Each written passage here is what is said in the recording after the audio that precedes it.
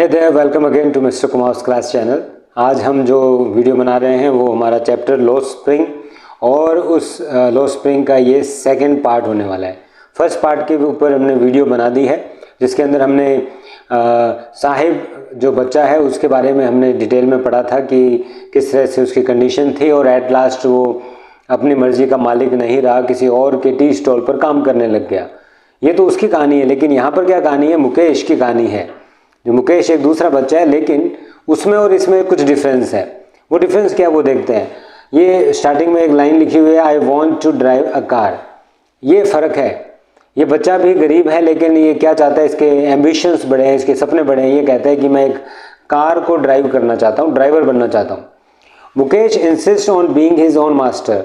मुकेश इस बात पर इंसिस्ट करता है, जोर डालता है कि वो बीइंग हिज ओन मास्टर, खुद का मास्टर बनना चाहता है।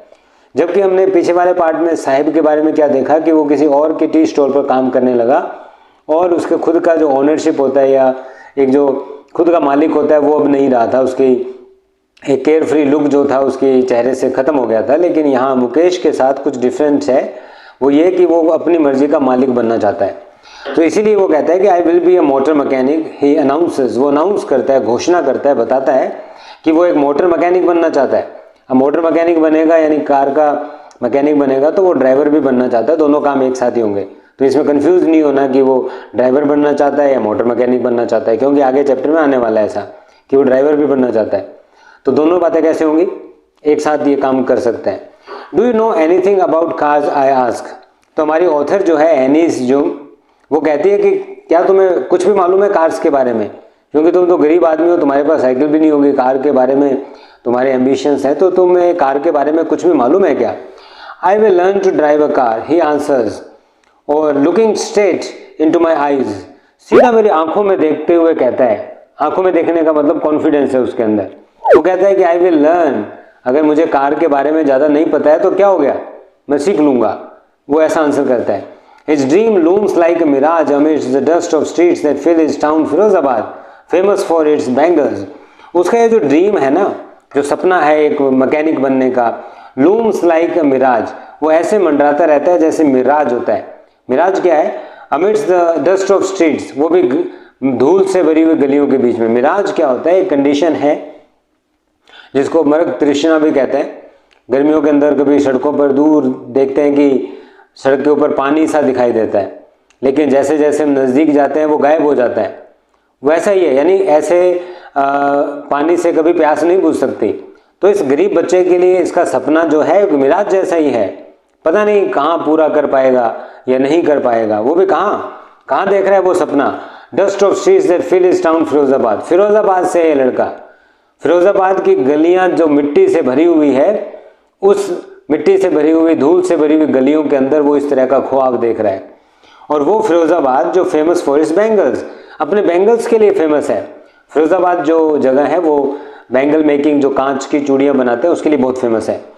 Every other family in Firozabad is engage in making bangles.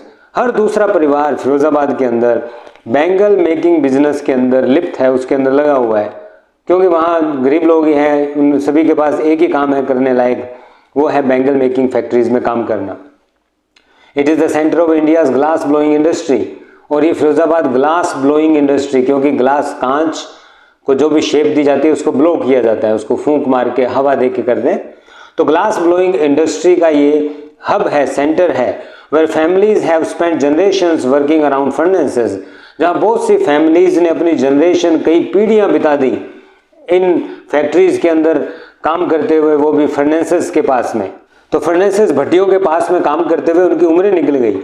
Welding glass या ग्लास को वेल्ड आपस में जोड़ने में, making bangles for all the women in the land it seems. और ऐसा लगता है कि ये लोग इस धरती पर जितनी भी औरतें हैं उन सभी के लिए बैंगल्स बना रहे हैं। कहने का मतलब इनकी इतनी ज़्यादा क्वांटिटी के अंदर बैंगल्स बनाते हैं कि ऐसा लगता है पूरी धरती की औरतों के लिए काम कर रहे हैं। इतने बड़े वास्ट लेवल का काम जो है वो फिरोजाबाद के अंदर चलता है।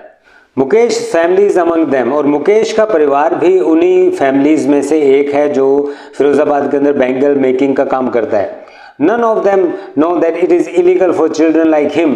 कोई भी नहीं जानता कि ये इलीगल है, ये गैर कानूनी है ऐसे बच्चों के लिए, मुकेश जैसे बच्चे, like him, to work in the glass furnaces, यानी कांच के भट्टियों के अंदर, फर्नेसेस भट्टियों के अंदर काम करना इलीगल है।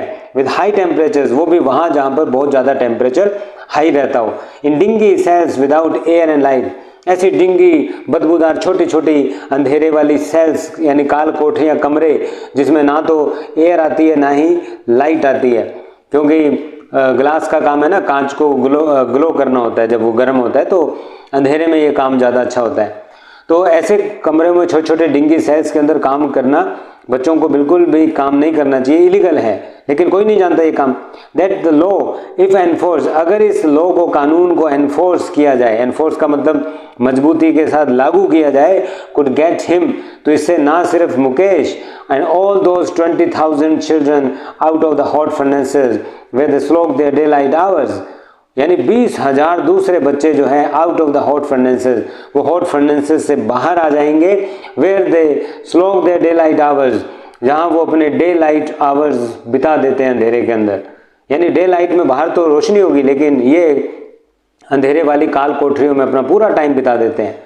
Often losing the brightness of their eyes, और ऑफन फ्रिक्वेंटली ये होता है, ज़्यादातर लोगों के साथ ये होता है कि वो अपनी आंखों की ब्राइटनेस को खो देते हैं, अंधे हो जाते हैं। Mukesh eyes beam as a volunteer to take me home, अंधे कैसे हो जाते हैं? पहले ये देखें कि कांच को जो है रब किया जाता है, और डस्ट पार्टिकल्स जो कांच के बनते हैं काफ़ी छोटे बारीक होते हैं, लेकिन क्योंकि वो तो कांच है, वो आँख के अंदर चुभ जाते हैं और ब्लीडिंग आइज हो जाती है, और उसके बाद धीरे धीरे वो अंधे हो जाते हैं। मुकेश की आइज जो है बीम करती है, चमक उठती है। एज ए वॉलेंटियर्स, वॉलेंटियर्स मतलब अपनी इच्छा से, खुद की मर्जी से चाहता है, टू टेक मी होम, मुझे घर ले जाना चाहता है। मुकेश अपने घर पे मुझे ले जाने के लिए कहता है ऑथर को, विच ही प्राउडली से, जिसके बारे में वो बड़े प्राउड के साथ कहता है, इज बीइंग रीबिल्ट, कि उसका घर अभी अभी रीबिल्ट हुआ है, उसके अंदर कुछ मरम्मत वगैरह हुई है, लेकिन गरीब आदमी है तो इसका घर भी कैसा होगा हम सोच सकते हैं। We walk down stinking lanes, तो ऑथर जो है मुकेश के साथ चल दी उसके घर की तरफ। हम वॉक डाउन, हम आगे बढ़ते जा रहे थे। स्टिंकिंग लेन्स, लेन्स मतलब पतली पतली गलियां, स्टिंकिंग बदबूदार, बदबूदार गलियों से आगे बढ़ रहे थे। चौक्ड, वो गलियां जो चौक हो रखी थी, पूरी तरह से बंद हो रखी थी, विद गार्बेज, कचरे के साथ। पास्ट होम्स, हम कई घरों को पीछे छोड़ते हुए आगे निकल चले। दैट रिमेन होवल्स, ऐसे घर जो होवल्स बने हुए थे। होवल्स का क्या होता है?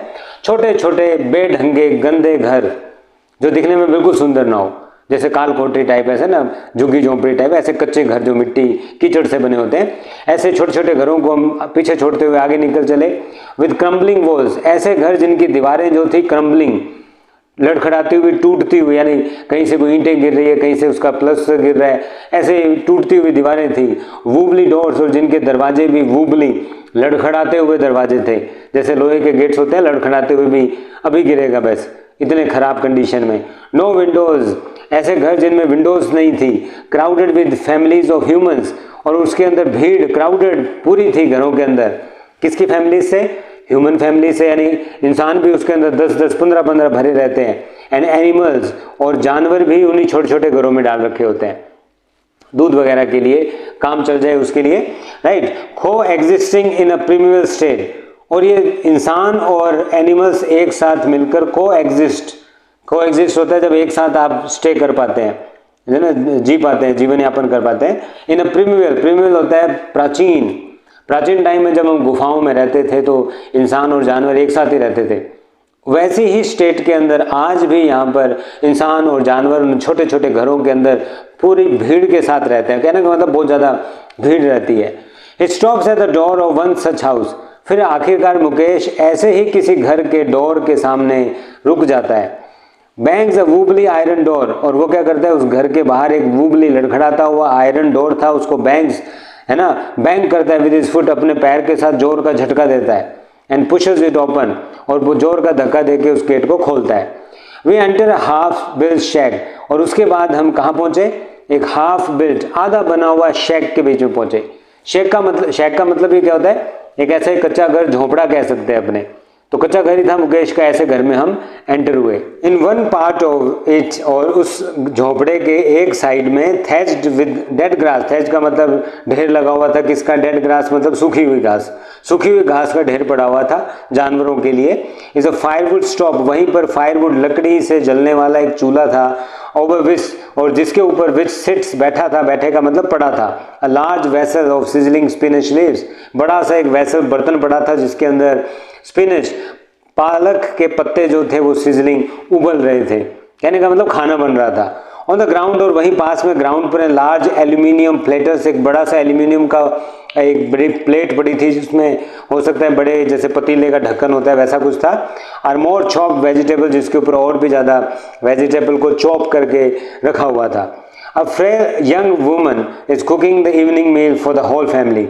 हो क्या रहा था वहाँ पर? एक फ्रेल का मतलब होता है बड़ी नाजुक सी, कमजोर सी, है ना, ऐसा शरीर जिसको हाथ लगाते ही टूट जाए, ऐसे दिखने वाली एक यंग वुमन वहाँ पर थी।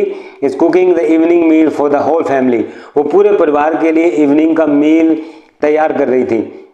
So through eyes filled with smoke she smiled, और धुएं से भरी हुई आंखों से देखते हुए उसने स्माइल किया ऑथर की तरफ, यानी मेरी तरफ, राइट। तो कहने का मतलब धुआं वाला लकड़ी वाला चूल्हा था तो उस वजह से ऐसा होना ही था।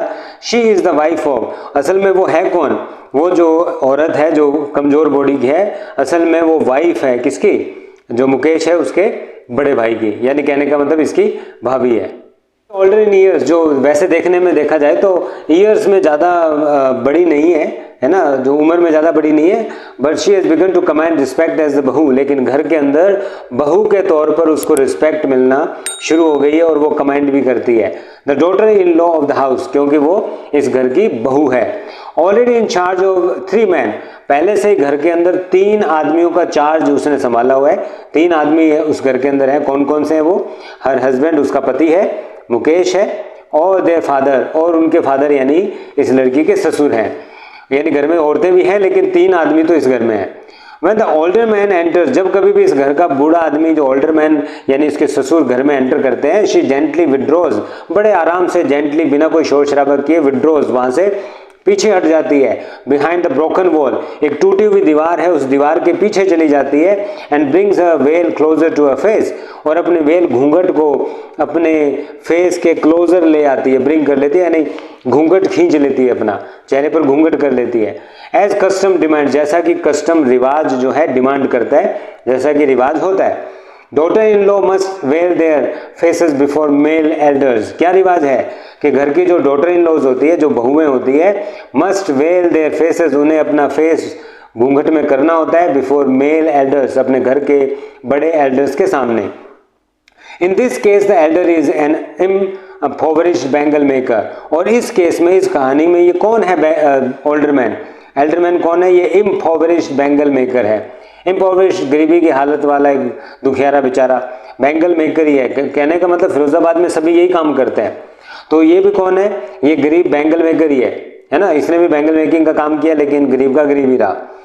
Despite long years of hard labour, despite के बावजूद, long years of hard labour, इतने लंबे टाइम तक हार्ड लेबर करने के बावजूद, फर्स्ट एज ए टेलर, पहले कुछ साल टेलर का काम किया, देन अ बैंगल मेकर, फिर बैंगल मेकर का काम किया। He has failed to renovate a house, और अपने घर को रेनोवेट करने में भी फेल हो गए, इतना भी नहीं कमा पाए। Send his 2 sons to school, बस ये कर, और ना ही अपने बच्चों को स्कूल भेज पाए। कहने का मतलब एक साथ लाइन चल रही है, यानी send his 2 sons to school, अपने 2 बच्चों को स्कूल भेजने के अंदर भी फेल हो गए। All he has manage to do, फिर अपने जीवन में इन्होंने किया क्या है? All he manage to do, क्या किया है? To teach them what he knows, अपने बच्चों को वो पढ़ा दिया, वो सिखा दिया जो वो जानते थे। और वो क्या जानते थे? The art of making bangles, चूड़ियाँ बनाने की कला, और यही अपने बच्चों को सिखा दी, तो बच्चे भी आगे से वही काम करने लगेंगे। सो इट इज़ हिज करम, his destiny, says Mukesh grand mother. वहीं पास में मुकेश की दादी बैठी थी, उनसे जब बात की तो उन्होंने क्या बोला आगे से? ये तो इनका कर्म है जी, दादी है तो दादियों वाली बातें करेंगी, औरतों वाली, कि ये तो इनका कर्म है, इनका डेस्टिनी, भाग्य है ना। Who has watched her own husband go blind with the dust from polishing the glass of bangles, दादी वो थी जिसने वॉच्ड हर ओन हस्बैंड, खुद के हस्बैंड को देखा था, गो ब्लाइंड, अंधा होते हुए, किससे? Dust from the polishing the glass of bangles, glass of bangles यानी बैंगल के कांच को जब ना पॉलिश करते हैं तो उससे डस्ट जो निकलती है, उसके जो स्मॉल पार्टिकल्स निकलते हैं, उससे अपने पति को अंधा होते हुए देखा था। वो ये बात कह रही है कि अगर ये बच्चे हमारी फैमिली में पैदा हो गए हैं तो अगर इनको पढ़ाई नहीं करने को मिली और अगर इनको लास्ट में बैंगल मेकिंग का काम ही करना पड़ रहा है तो इनका कर्म है, इनका भाग्य है, हम क्या कर सकते हैं। इस तरह से वो बात कर। Can a God given lineage ever be broken?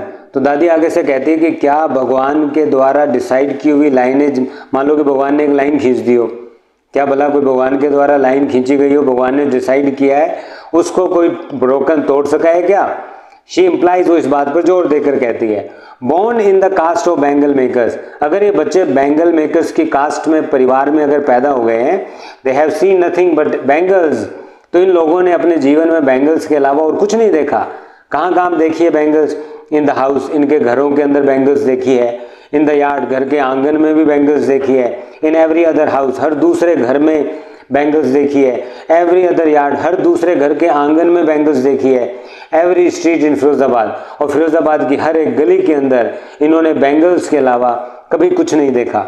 तो स्पाइरल्स ऑफ बैंगल्स, बैंगल्स के स्पाइरल्स, स्पाइरल्स क्या होते हैं? एक गुच्छा जिसको कहते हैं। जब कांच की चूड़ियों को एक साथ बांध के जब एक साइड से पकड़ते हैं या रस्सी से बांधते हैं तो उसका एक गुच्छा बन जाता है, स्पाइरल बन जाता है।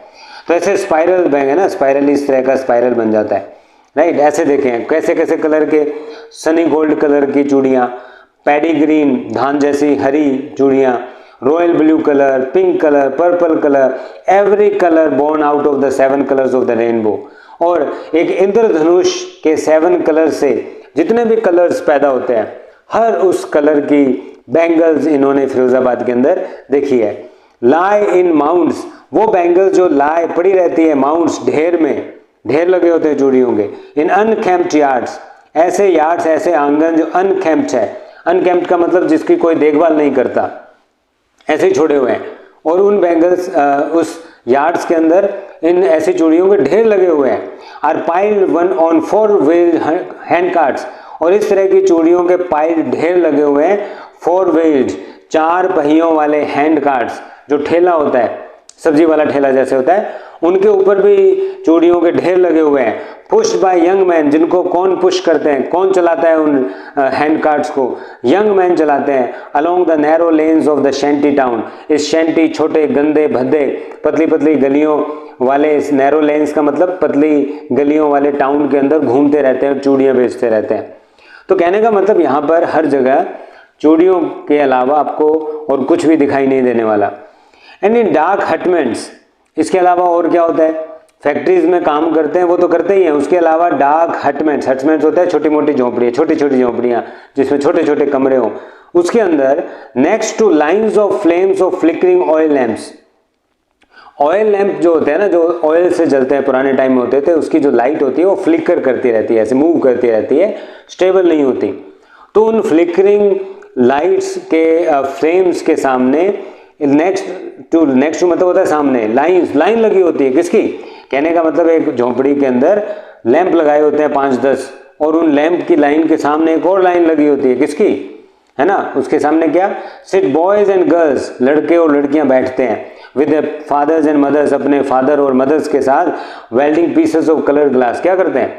फैक्ट्री में तो करते ही है, एक्स्ट्रा इनकम के लिए घर पर भी एक लाइन के अंदर बैठकर सभी लोग क्या करते हैं? Welding pieces of coloured glass, colourful glass के पीसेस को आपस में वेल्ड करते हैं इनटू सर्किल ऑफ बैंगल्स, और उनको बैंगल यानी सर्किल बना देते हैं, चूड़ी की शेप देते हैं उसे। Their eyes are more adjusted to the dark than to the light outside. इन लोगों की आंखें जो है डार्क के अंदर ज़्यादा एडजस्टेड हो गई है, क्योंकि ज़्यादातर टाइम अपना जो है अंधेरे के अंदर स्पेंड करते हैं, इसलिए इनकी आंखें अंधेरे में ज़्यादा नॉर्मल काम करती है। किसकी बजाय? Than to the light outside, बाहर रोशनी की बजाय। That is why they often end up, इसीलिए ऑफन ऐसा होता है कि ये एंड अप, इनकी कहानी कहाँ खत्म होती है? Losing their eyesight before they become adults. Adults होने से पहले ही ये अपनी आंखों की रोशनी को खो देते हैं। इस तरह से इनका एक पैथेटिक जो है एंड होता है।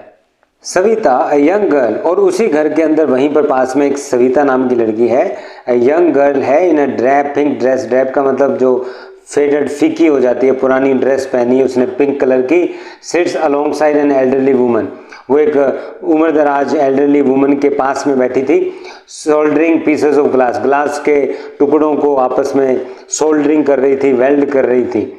As her hands move mechanically like the tongs of a machine, जैसे मशीन के कोई टोंग्स होते हैं, मशीन के हैंड्स जैसे मैकेनिकली तरीके से मूव करते हैं, वैसे ही उस लड़की के हाथ मूव कर रहे थे काम के अंदर, क्योंकि एक्सपर्ट थी। आई वॉन्डर, और मैं ये सोच रही थी, ऑथर हमारी जो है एनिस जुंग, वो सोच रही है, I wonder if she knows, क्या इस लड़की को पता है, the sanctity of the bangles she helps make, जिन बैंगल्स को बनाने में वो हेल्प कर रही है, क्या इन बैंगल्स की सैंक्टिटी मतलब पवित्रता, क्या इन बैंगल्स की पवित्रता के बारे में कुछ जानती है ये।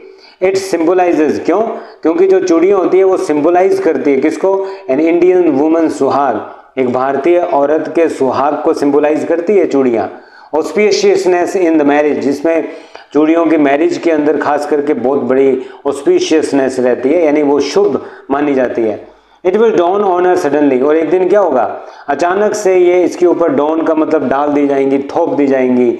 One day when her head is draped, कब, यही चूड़ियाँ इस लड़की के ऊपर थोप दी जाएंगी, कब, जब इस लड़की का हेड, सर जो है, ड्रैप्ड विद रेड वेल, ढका होगा, किससे, एक लाल कलर के घूंघट से इसका सर ढका होगा। Her hands died read with हैना, और इसके हाथ जो है वो लाल कर दिए जाएंगे, किससे, हैना, मेहंदी से। And red bangles rolled on to her wrist, और रेड कलर की बैंगल्स रोल करके इसके रिस्ट, कलाइयों के ऊपर चढ़ा दी जाएंगी। कहने का मतलब क्या होगा तब, she will then become a bride, तब ये एक दुल्हन बन जाएगी। Like the old woman beside her, बिल्कुल उस औरत के जैसे जो इस लड़की के पास में बैठी है, वो बिकेम वन, जो खुद भी कभी वन, मतलब यहाँ किसकी बात हो रही थी, दुल्हन की, कभी दुल्हन बनी थी, मैनी ईयर्स अगो, बहुत साल पहले। She still has bangles on her, और आज भी उस औरत के, यानी जो उम्रदराज एल्डर औरत है, उसके हाथों के ऊपर वो बैंगल्स आज भी हैं। But no light in her eyes, लेकिन उसकी आंखों के अंदर बिल्कुल भी लाइट, रोशनी नहीं है। एक कहने का मतलब उम्रदराज औरत है, उसने भी अपनी उम्र भर यही काम किया है ना, बैंगल मेकिंग का, तो वो भी अंधी हो गई है, लेकिन चूड़ियाँ आज भी उसने पहनी है।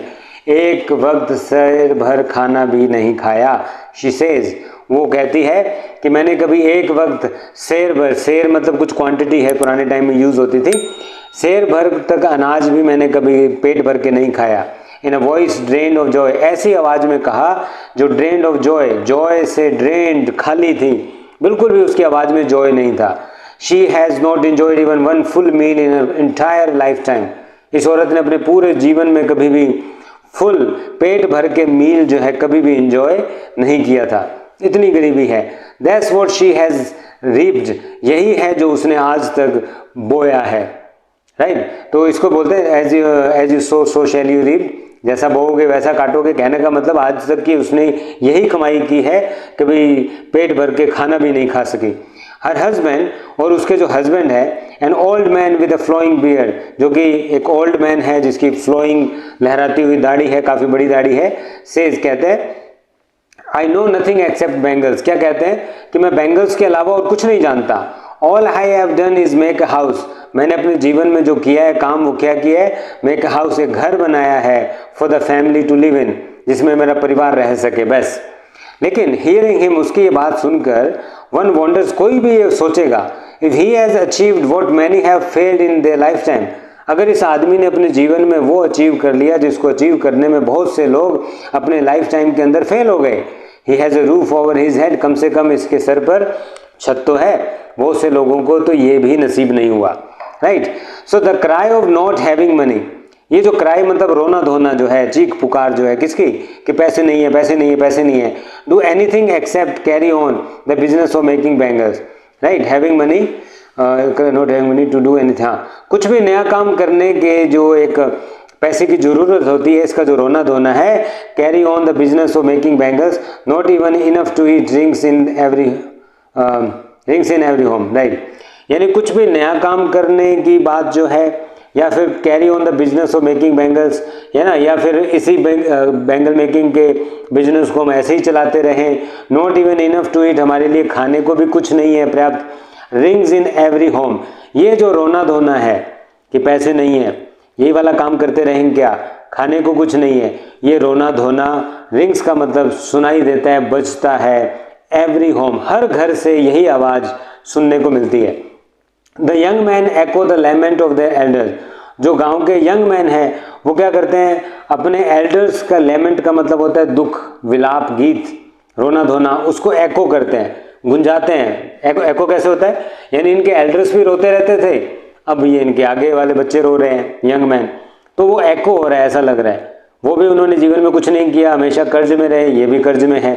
Little has moved with time, बहुत कम लोग, लिटिल लिटिल नहीं है, ना के बराबर लोग हैं जो टाइम के साथ मूव कर गए। इट सीम्स, ऐसा लगता है, इन फिरोजाबाद बहुत कम लोग ही प्रोग्रेस कर पाए, बाकी सबकी हालत वैसी की वैसी है। ये जो माइंड नमिंग टॉयल, इतने सालों की माइंड को नम सुन कर देने वाली जो टॉयल है, जो पकड़ है, टॉयल वैसे तो हार्ड लेबर होता है, इतने सालों तक इन लोगों ने जो हार्ड लेबर की है, उस हार्ड लेबर ने इनके दिमाग को सुन कर दिया है, और उसी चीज़ ने क्या किया है, किल्ड ऑल इनिशिएटिव, इनके जितने भी इनिशिएटिव थे, कुछ नया करने की चाह, कुछ उमंग, उसको मार दिया है। And the ability to dream, यहाँ तक कि सपने देखने की क्षमता भी इनकी खत्म हो चुकी है, सपने भी नहीं देख पाते, अब इनकी बिल्कुल एबिलिटी खत्म हो गई है। Why not organise yourself into a cooperative, तो आगे से एनिस जुंग हमारी ऑथर कहती है भाई आपको इतनी प्रॉब्लम है तो आप अपने आप को एक कोऑपरेटिव में क्यों नहीं अरेंज कर लेते, कोई कोऑपरेटिव कोई संस्था बनाओ जिससे कि हेल्प हो सके, राइट।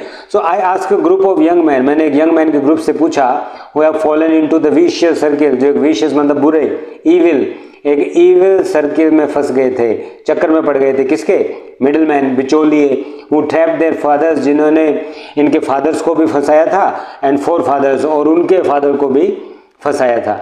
ये बिचौलिए वो है जो इनको लूट लूट के खाते रहते हैं। तो इनसे बचने का एक ही तरीका है कि आप अपनी कोऑपरेटिव खोलो, जिसको जरूरत होगी उसमें से पैसा उठाएगा, वापस पैसा जमा करवा देगा, तो उससे हेल्प हो जाएगी। तो आगे से वो क्या कहते हैं, even if we get organise, मान लो कि अगर हम ऑर्गेनाइज हो भी जाते हैं, वी आर द वंस, तो हम ही वो लोग हैं, who will be hold up, hold up मतलब होता है टू कॉट अप, पकड़ लिया जाएगा, है ना, CAUGHT, किसके द्वारा, बाय द पुलिस, हमें ही पुलिस पकड़ेगी आकर, बीटन मारा जाएगा, एंड ड्रैग घसीट कर टू जेल, जेल ले जाया जाएगा, फॉर डूइंग समथिंग इलीगल, जैसे हमने कोई इलीगल काम किया हो, जैसे ऐसा उन्होंने कहा।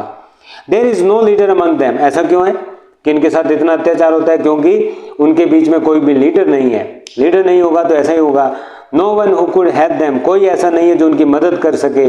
सी थिंग्स डिफरेंटली, ऐसा नहीं है जो थिंग्स को, चीज़ों को डिफरेंट तरीके से देख सके, डिफरेंट विजन जो अपना सके ताकि इनकी लाइफ अच्छी हो जाए। Their fathers are as tired as they are, इनके फादर्स भी उतने ही थके हुए थे जितने आज ये थके हुए हैं, किसी में भी हिम्मत नहीं है कुछ नया करने की। They talk endlessly in A spiral, बस ये बातें करते रहते हैं स्पाइरल के अंदर, इसे घूम घूम के बस एक ही बात बार बार, right. Endlessly moves from poverty, ऐसी बातें जो उनकी पॉवर्टी से मूव होती है एपैथी की तरफ, एपैथी टू होती है ग्रीड, एपैथी मीन्स हेटेड, और एपैथी टू ग्रीड लालच की तरफ, एंड टू इनजस्टिस और फिर अन्याय की तरफ। इनकी बातें घूम फिर कर बस वहीं होती रहती है, अन्याय की तरफ, गरीबी की तरफ, हेटेड की तरफ, लालच की तरफ, बस इनके अलावा इनके पास और बातें करने के लिए कुछ भी नहीं है। लिसनिंग टू देम, इनकी बातें सुनकर आई सी टू डिस्टिंक्ट वर्ल्ड, मुझे दो बिल्कुल डिस्टिंक्ट अलग अलग वर्ल्ड्स, दुनिया दिखाई देती है। कौन कौन सी दुनियाएं हैं, यानी यहाँ पे दो वर्ल्ड्स में डिवाइड हो रहा है ये सब कुछ। कौन कौन से दो वर्ल्ड्स हैं, one of the family caught in the web of poverty, एक तो वो लोग हैं जो पॉवर्टी के वेब जाल के अंदर फंसे हुए हैं, यानी वो गरीब लोग, ये बेचारे बैंगल मेकर्स की बात हो रही है। बर्डन, जो बोझ के नीचे दबे हुए हैं, by the stigma of caste in which they are born, किस चीज का बोझ है इनके ऊपर, स्टिग्मा, एक धब्बा, एक कलंक, और कास्ट ऐसी जाति का, इन विच दे आर बोर्न, जिसके अंदर वो पैदा हो गए हैं। और कौन सी जाति के अंदर पैदा हो गए हैं, बैंगल मेकर्स के अंदर, ये एक धब्बा है इनके ऊपर। द अदर विशियस, एक तो वर्ल्ड हो गया इनका गरीब लोगों का, पुअर पॉवर्टी वाले, पॉवर्टी स्ट्राइकन लोगों का। दूसरा द अदर विशियस सर्किल, दूसरी तरफ एक दूसरा वर्ल्ड है, एक ऐसा सर्किल, किसका, vicious evil circle of the साहूकार्स, जिसमें साहूकार लोग हैं, द मिडिल मैन बिचौलिए हैं, पुलिस मैन पुलिस वाले हैं, द कीपर्स ऑफ लॉ कानून के रखवाले हैं, द ब्यूरोक्रेट्स, ब्यूरोक्रेट्स मतलब जो होता है ऑफिशियल पोस्ट, जैसे IAS RAS तहसीलदार, ये लोग हो गए, एंड द पॉलिटिशियंस, और नेता लोग हो गए। इन सभी लोगों ने मिलकर इन गरीब लोगों की चटनी बना रखी है। इतना परेशान किया हुआ है। So together they have imposed, इन दोनों ने मिलकर, यानी एक तो पॉवर्टी स्ट्राइकन समाज हो गया ये, और एक ये दूसरी तरफ दूसरा समाज, इन दोनों ने मिलकर हैव इम्पोज्ड, डाल दिए हैं द बैगेज यानी बोझ, भार, ऑन द चाइल्ड, बच्चे के ऊपर, that he can not put down, जिसको वो नीचे नहीं रख सकता। दोनों ने मिलकर जो बोझ था अपने कर्जे का, प्रॉब्लम का, वो उठाकर आगे वाली जनरेशन के कंधे पर डाल दिया है। Okay, before he is aware, और इससे पहले कि वो बच्चा अवेयर हो पाए, उसको समझ आए कि मेरे साथ क्या हो रहा है, he accepts it as naturally as his father, वो इस काम को इतने ही नेचुरल तरीके से एक्सेप्ट कर लेता है जैसे उसके फादर ने कभी किया था। जब लगता है कुछ उम्र होती है, फिर लगता है कि चलो अब क्या करेंगे, यही काम कर लेते हैं। So to do anything else would mean to dare, और कुछ नया काम करने का मतलब क्या होता है, टू डेयर, हिम्मत करना, and daring is not part of his growing up, और हिम्मत करना तो इन लोगों के अपब्रिंगिंग या ग्रो अप का पार्ट ही नहीं है। बचपन से ही इनको हिम्मत करना नहीं सिखाया गया, तो आज ये कुछ नया करने की हिम्मत बिल्कुल भी नहीं दिखा सकते। Well I sense a flash of it in Mukesh, लेकिन आगे से एनिस जूंग कहती है कि जब मैं एक फ्लैश का मतलब होता है एक चमक, एक रोशनी, एक हल्की सी आइडिया जब मैं देखती हूँ, सेंस मतलब फील करती हूँ, किसके अंदर, मुकेश के अंदर, जब वो कहता है कि आई एम चीयर, है ना, सॉरी, जब वो कहता है कि मैं एक ड्राइवर बनना चाहता हूँ, तो ये सोच कर ही मैं चीयर, खुश हो जाती हूँ। क्या कहते हैं बच्चा, I want to be a motor mechanic, मैं एक मोटर मैकेनिक बनना चाहता हूँ। ही रिपीट्स, वो इस बात को रिपीट करता है। He will go to a garage and learn, वो एक गैराज जाएगा और वहाँ जाकर लर्न करेगा, है ना, ये काम कुछ अलग करेगा इस लाइन से, इस लाइन जो गॉड गिवन लाइन जिसको समझते हैं, इसको तोड़ के कुछ नया करने की वो सोचता है, हिम्मत करता है। तो मुझे बड़ी खुशी होती है सोचकर। But the garage is a long way from his home, लेकिन गैरेज तो इसके घर से बहुत दूर है, कैसे जाएगा, क्या करेगा। तो आगे से वो क्या कहता है, आई विल वॉक, मैं चल के जाऊँगा। ये उसकी डिटर्मिनेशन है कि कोई प्रॉब्लम मुझे रोक नहीं सकती। ही इंसिस्ट, वो इस बात पर जोर देता है। Do you also dream of flying a plane, तो एनिस जूंग जो राइटर है वो कहती है कि क्या तुम प्लेन उड़ाने के बारे में भी ड्रीम देखते हो क्या। ही इज सडनली साइलेंट, तो अचानक से वो चुप हो जाता है। तो आगे से कहता है no, he says staring at the ground, जमीन की तरफ घूरते हुए, जमीन को देखते हुए कहता है कि नहीं, ऐसा सपना मैं नहीं देखता। इन ए स्मॉल मरमर, उसके हल्की सी मरमर, बुदबुदाने की, फुसफुसाने की आवाज़ में, देयर इज एन एम्बेरसमेंट, एक क्या थी उसकी आवाज़ में, एक एम्बेरसमेंट थी, शर्मिंदगी थी। That has not yet turned into regret, जो भी रिग्रेट, पछतावे में नहीं बदली थी। उसको सिर्फ अभी एम्बेरसमेंट है कि मैं गरीब आदमी, मैं कहाँ से प्लेन उड़ा सकता हूँ, लेकिन क्या पता फ्यूचर में क्या हो, अभी पछतावे वाली बात नहीं है। He is content to dream, बस ये लड़का जो है ये कंटेंट फील करता है, सेटिस्फाइड फील करता है टू ड्रीम, सपना देखने में, ऑफ कार्स के बारे में। दैट ही सीज हर्टलिंग मतलब टू रन, दौड़ते हुए, the streets of his town, अपने टाउन की गलियों के अंदर जब वो कारों को दौड़ते हुए देखता है तो बस उन्हीं के सपने देखकर ही खुश है। Few airplanes fly over Firozabad, और वैसे भी फिरोजाबाद के ऊपर फ्यू मतलब ना के बराबर एरोप्लेन्स ही उड़ते हैं, लेकिन कार्स तो बहुत है सड़कों पर, और ये इसके लिए आसान है कि ये मैकेनिक बन सकता है, एक ड्राइवर बन सकता है। तो इस तरह से ये हमारा था लॉस्ट स्प्रिंग चैप्टर, उसका ये सेकंड पार्ट, जिसमें हमने देखा कि दो बच्चों के बारे में बात हुई थी, पहले साहिब के बारे में, फिर मुकेश के बारे में, कि दोनों ही डिप्राइव्ड हैं सोशली रूप से, और इकोनॉमिक तरीके से भी इनका जो बैकग्राउंड है बहुत अच्छा नहीं है ना। तो किस तरह से इनका जो बचपन है वो खो गया, और बचपन में इनको हार्ड वर्क करना पड़ता है, लेकिन बाद में सब कुछ एडजस्ट हो जाता है, क्योंकि एडजस्ट होगा ही होगा, क्योंकि इस तरह की मेंटलिटी है। तो इस तरह से ये स्टोरी थी। उम्मीद करता हूँ आपको अच्छी लगी हो। अपने फ्रेंड्स के साथ जरूर शेयर करें। अगर आपने अभी तक इस चैनल को सब्सक्राइब नहीं किया है जरूर सब्सक्राइब करें। Thank you very much.